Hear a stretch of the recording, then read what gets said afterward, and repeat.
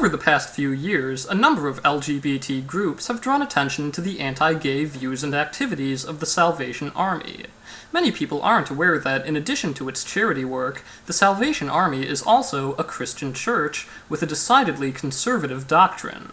In their position statement on homosexuality, the Salvation Army claims that intimacy between members of the same sex is forbidden by Scripture, and that celibacy is the only acceptable option for gay people. The opposition to homosexuality has become a recurring theme in their charity efforts and their political activities. In 1986, the Salvation Army in New Zealand collected signatures against a law to decriminalize gay sex.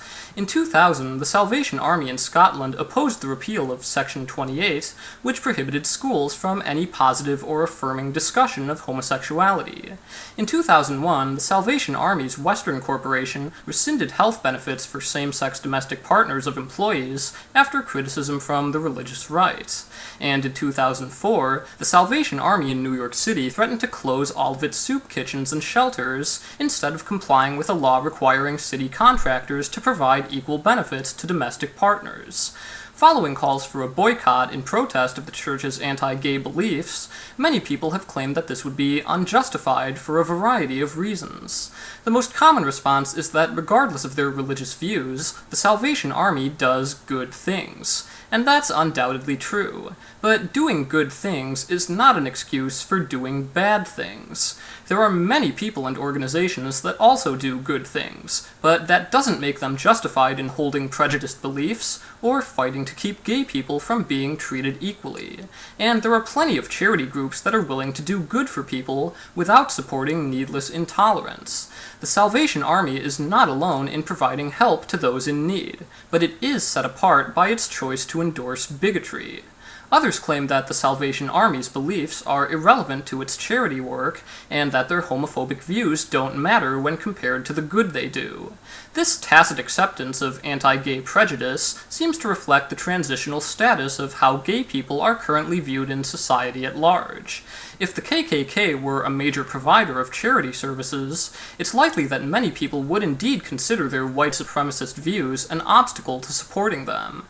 And if straight people were a disproportionate target of the Salvation Army's efforts to mark them as legally inferior, it's doubtful that this would be dismissed so readily. The church's anti-gay beliefs are relevant because they are completely immaterial to the purpose of a charity. There is no reason that helping those in need must involve this kind of prejudice, and the pointless inclusion of homophobia only serves to create a totally unnecessary controversy that detracts from their goal of collecting donations and providing services.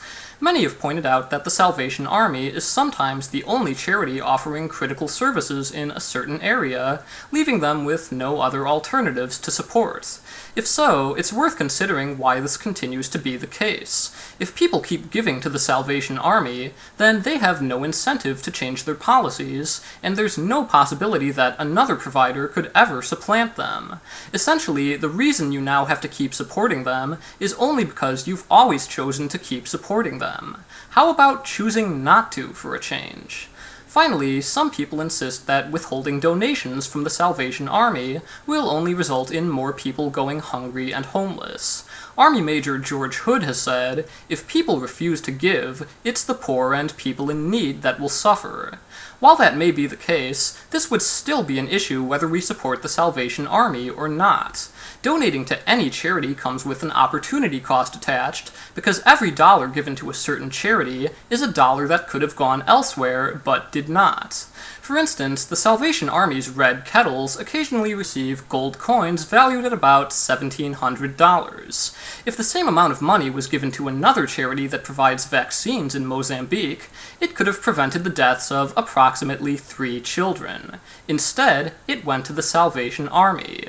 If choosing to take our donations elsewhere means leaving the needy to flounder, then giving to the Salvation Army likewise means taking that money away from everyone else you could have helped.